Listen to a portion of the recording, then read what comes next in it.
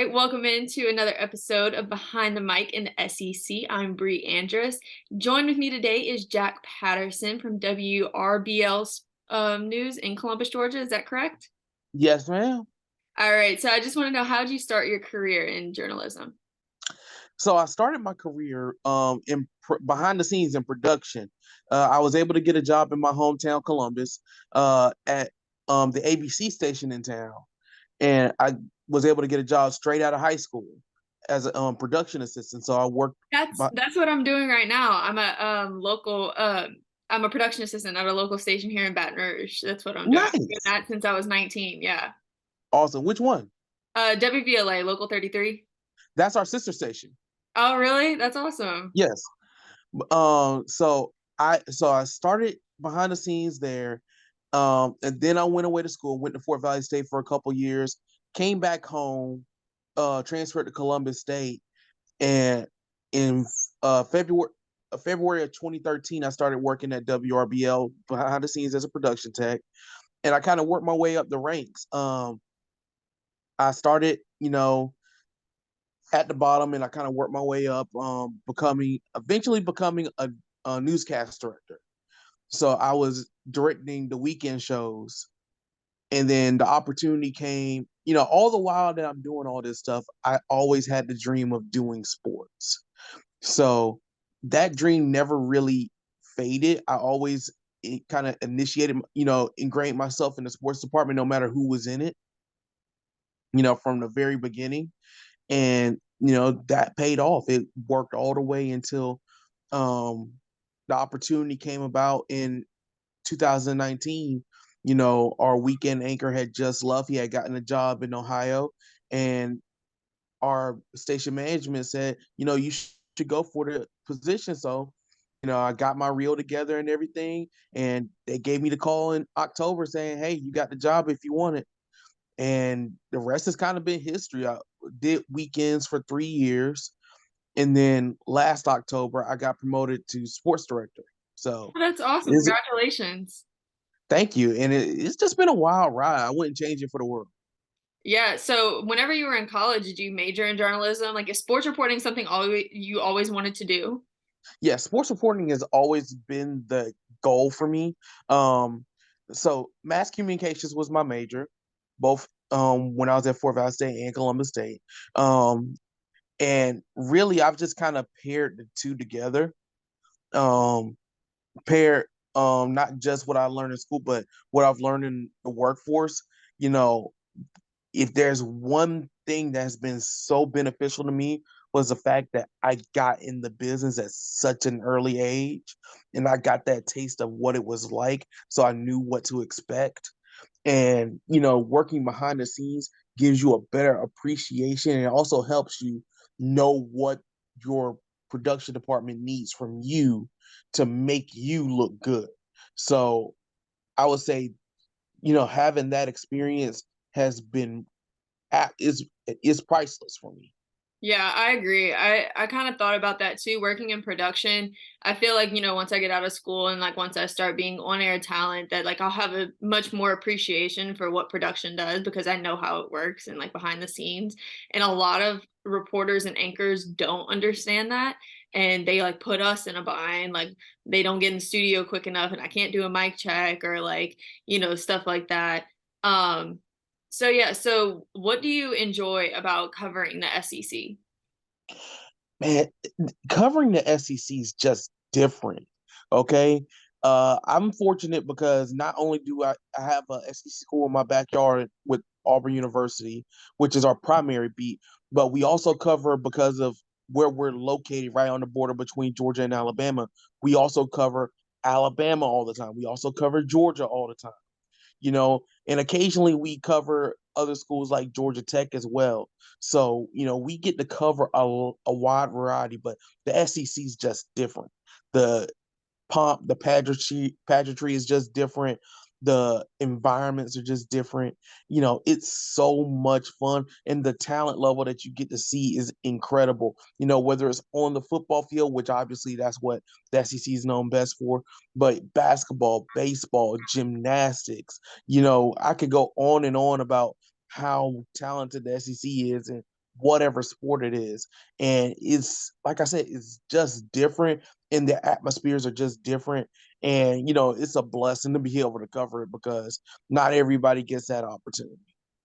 And how would you like describe the fan engagement in that specific market where you're at? It's wild. uh like I said, it's split primarily three ways. You have the state of Georgia, which where Columbus is, so you have a lot of Georgia Bulldog fans. And then Auburn University is just 35, 40 minutes down the road. So you have a lot of Auburn fans. But in the city that's immediately across the river, across the state line from Columbus, Phoenix City, Alabama, they have two legendary Alabama Crimson Tide players from their school. You had Jeremiah Castile and you had Eddie Lowe, who was one of the last captains under Bear Bryant. He's the mayor of Phoenix City. Oh, So you have a lot of Alabama fans too. So it's a really unique dynamic that I would venture to say you don't get anywhere else, where you have diehard fans of all three fan bases, and if you don't cover one of them, they will let you know about definitely. They do that in Baton Rouge too. Like with LSU and Southern, it's like if one gets more coverage than the other, they're like, viewers are like, what's going on? So like they try to cover both pretty equally. it. But did y'all cover any other colleges outside of the SEC at your station? Like I said, we covered Georgia Tech a little bit, and then it's that's it as far as D1 goes. We've well, let me not say that because we've covered Georgia State a little bit too because we have a lot of football players from our area that have gone to Georgia that play for Georgia State. So we've covered them a time or two.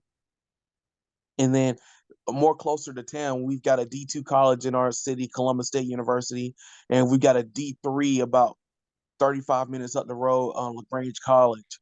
So so on a smaller scale, we'll cover those as well. But as far as the SEC goes, like I said, Georgia, Alabama, and Auburn all day long. And how is the SEC set apart from any other school that you've covered? Like what makes it so different than, the other schools that you're able to cover? I think with the SEC, everything's just on a bigger scale. Like every game feels like a big game, you know. And that's not to say anything bad about the other schools because, we've got a lot of great schools in our area. You know, the two colleges I just mentioned, Columbus State and LaGrange, their baseball programs are top five in their respective divisions. Top five in D2, top five in D3.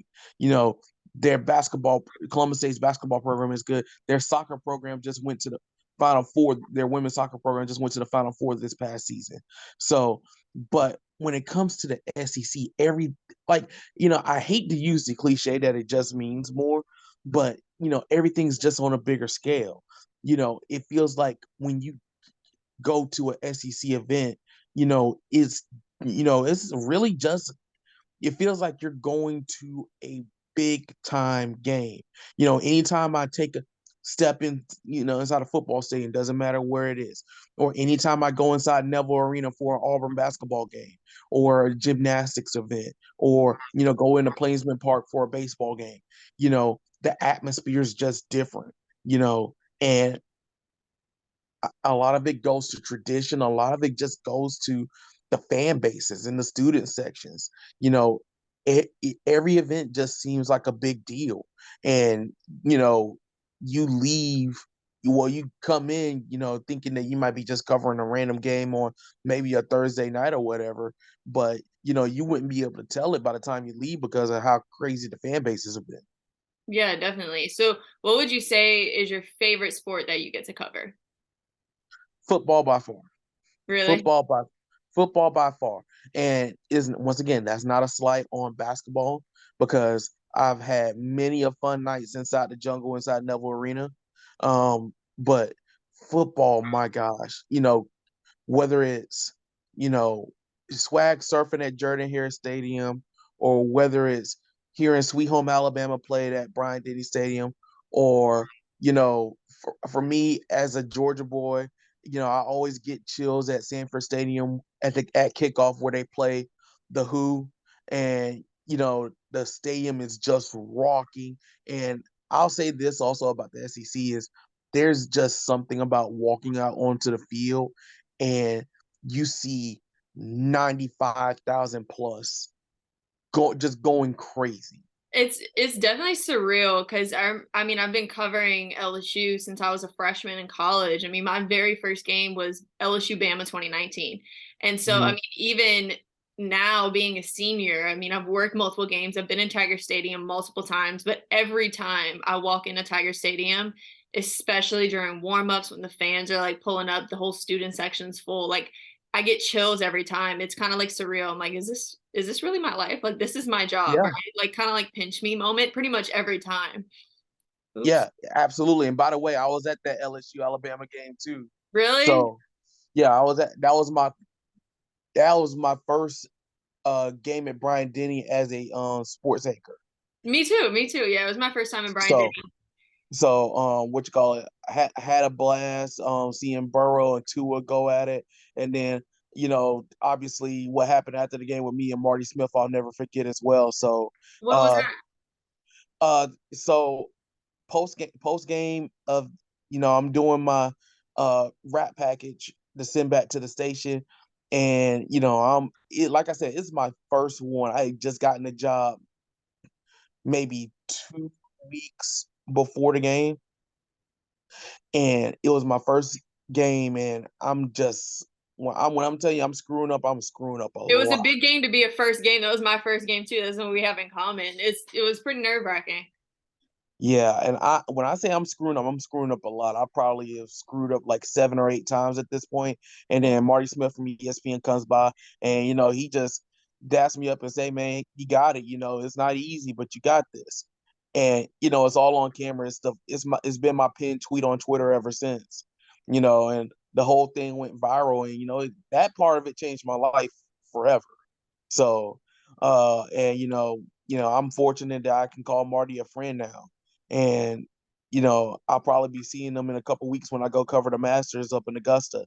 And like I said, just covering SEC games, like I said, is different. The atmosphere is different. The fans are different. The action on the field is different, or the court, or the baseball diamond, whatever the case might be, is just different. Yeah, what was that like? Because I mean, I've gotten to meet Laura Rutledge, who's like one of my big role models, and like her and Marty both cover the SEC. What's it like getting advice from someone you really look up to like that? Because I know it was really special for me. Life changing. Life changing. For me, yeah, and Marty doesn't know me. I had never met the guy, and we had both had extremely long days. Obviously Marty was doing all the pregame stuff for SEC Network and everything. And when it's probably 9, 10 o'clock at that point. So we've both been working probably 16, 17 hour days at this point. He doesn't know me, and he just took the opportunity, and that's just him. Just took the opportunity to just stop by. He didn't know the camera was rolling, probably didn't care, but he just took the opportunity to stop what he was doing. He was walking out the stadium, and he just took the opportunity to just say, "Hey, man, you got this. You know, just keep grinding." And it just when that thing went out on Twitter and it blew up the way it did, man, it's like I said, it was life changing. I have a friend and Marty Smith now, and Ryan McGee for that matter as well. Both of them have been tremendous to me, in my career. I was able to work with them at the national championship game in LA back in January. And, Awesome. like I said, you know, opportunities like that, you know, don't come often, so you cherish them, and you're thankful for them, and you just try to be that for the next generation. You know, that's the one thing I've kind of taken away from it is that, I was fortunate and blessed to have Marty stop by, and do something like that. And just that little, the clip might have been 70 seconds, okay? It wasn't like it was a long time. But I was fortunate and blessed to be able to have that interaction with him. And, that little bit, I took it and ran with it. And the biggest thing that I try to do is I try to pay that moment back, be able to help out, help people when I can. The one thing that Marty has said, and I've kind of adopted was as well as kindness wins. You can never be so big to stop being kind to somebody. And you never know what a moment of kindness will do to somebody's day, somebody's week, and honestly, somebody's life and career.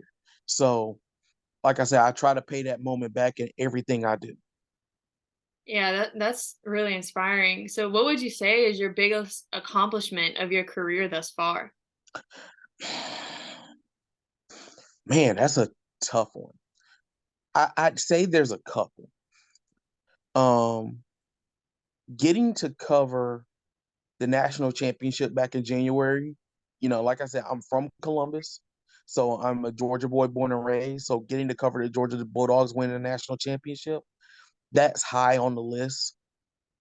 Um, Last year, getting to cover the Masters as well, that's high on the list as well. Once again, being a Georgia boy and knowing how big the Masters is, not just in Georgia but around the world. Being able to cover the Masters, and I'm getting ready to go back for my second one in a couple weeks. That was big as well. Uh, and then getting the two awards that I've won. Back in 2015, I was named Employee of the Year by the station. So that was a big deal for me because that was voted on strictly by our peers. So that was a big deal for me. And then uh, just last year in October, me and my former sports director, Rex Castillo, who's now our morning anchor, we won a Gabby Award for a high school football show on Friday nights. So, and that's like the first journalism based award that I won, and that means the world to me as well. So, those stand out for me. So what would you say is your ultimate career goal? Like what is something you really want to accomplish, somewhere you really want to be in your career?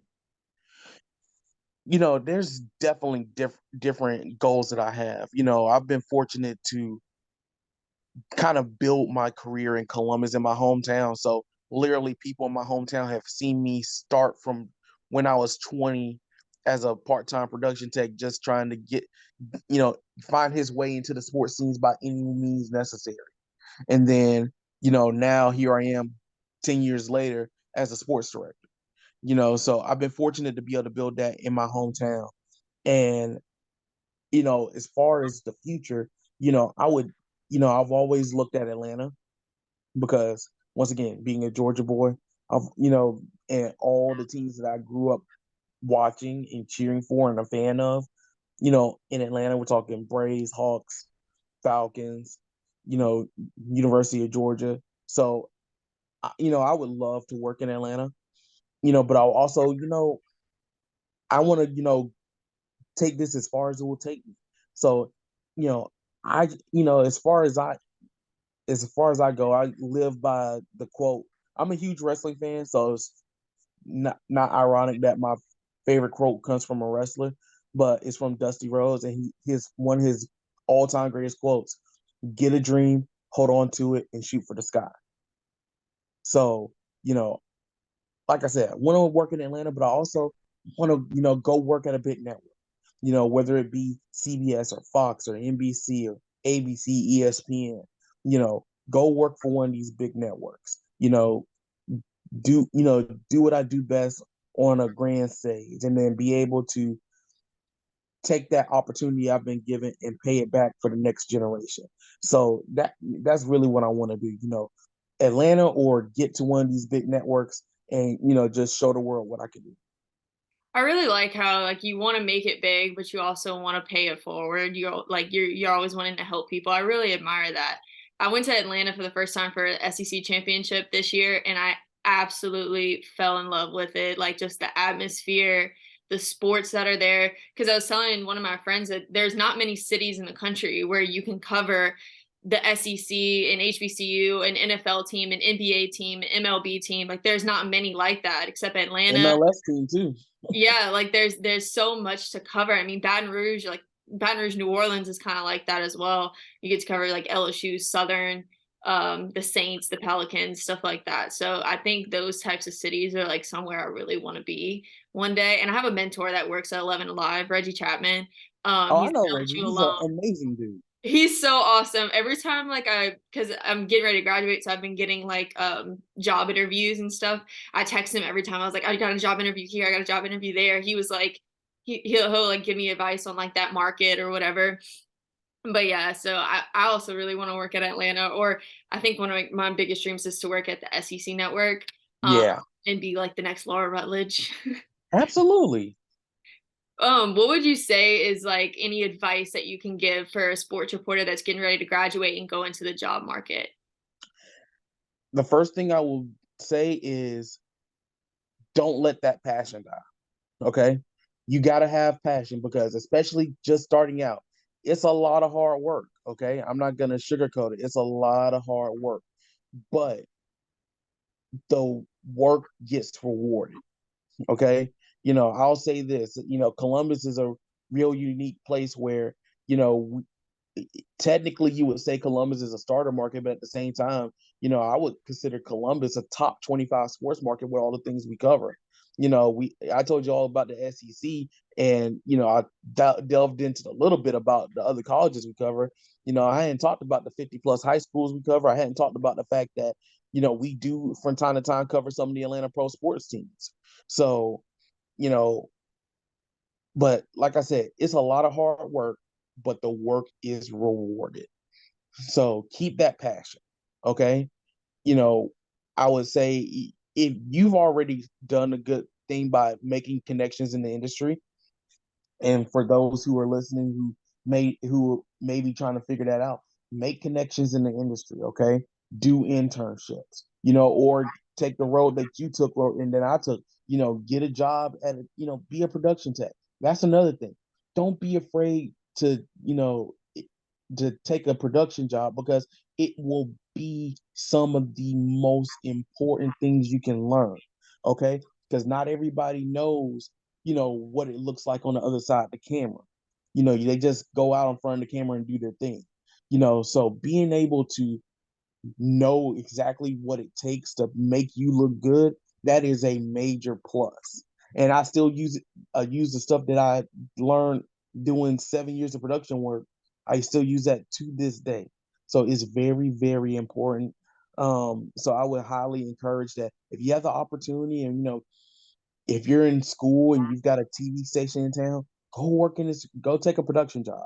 A lot of people look for a part-time job anyway. Go get a production job.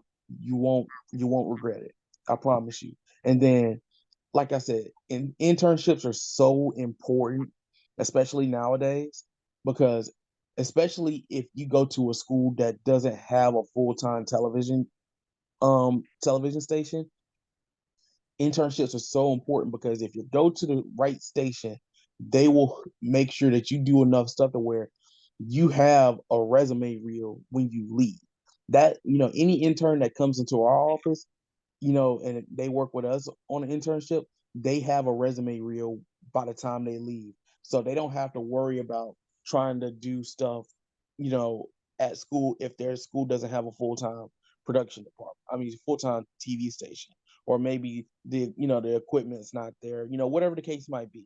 You know, definitely highly encourage, get an internship, make those connections. Don't be afraid to take a production job, and honestly, just keep going. It's it's hard to break in, but once you're in, you know, then you go do the work. Okay. Once you get in the industry, once you get in the field, go do the work and everything else will pay off. Just give it some time. The right person will see you. And once you do that, you're off to the races. All right. Well, thank you so much, Jack, for joining us on this week's episode of Behind the Mic in the SEC. We really appreciate it. And I really appreciate all the advice that you gave and your perspective on the SEC. So thank you so much for coming and joining us today. No problem, Bree. Thank you for having me.